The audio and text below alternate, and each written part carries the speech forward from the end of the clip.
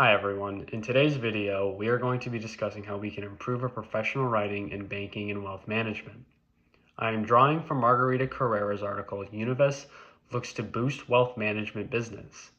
It covers Univest's acquisition of Gerard Partners, but more importantly, she uses precise and engaging language.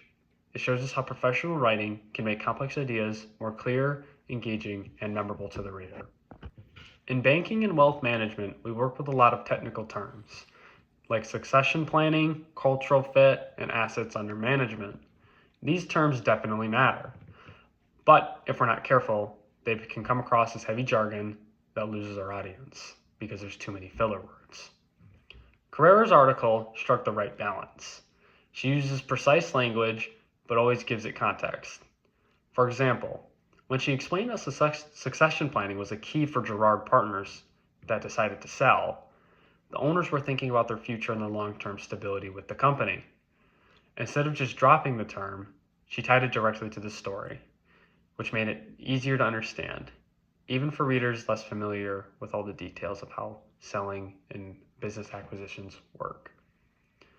She also used vivid quotes to keep readers engaged. Kevin Norris, Univest Wealth Management president, described the acquisition as adding sizzle and sexiness to the business. Now, in finance, we don't usually use those types of terms, but it worked in the article, and it created excitement and showed how big the acquisition really was. And to tie that in, for the readers, it gave the readers an idea of what it actually felt like, because it can give them a type of story that says, oh wow, I know what that means, because they can relate to something in their life.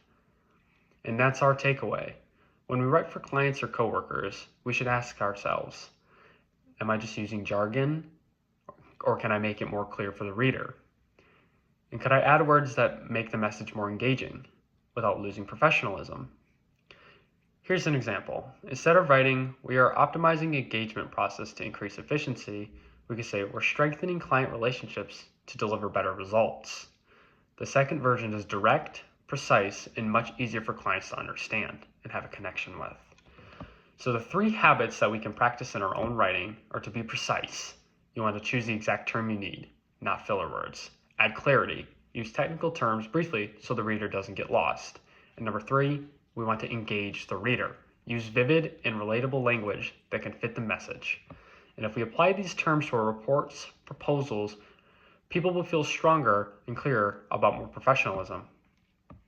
And to wrap this up, professional writing in our industry does not have to be dry and overloaded with jargon. By combining with precise and engaging language, we can make our communication both accurate and memorable to the reader. That is what Carrera's article showed, and is something we can all bring into work for today, tomorrow, and the future. Thank you for listening, and I encourage you to try all these techniques out in your next client update, your reports, or even a simple email. Thank you.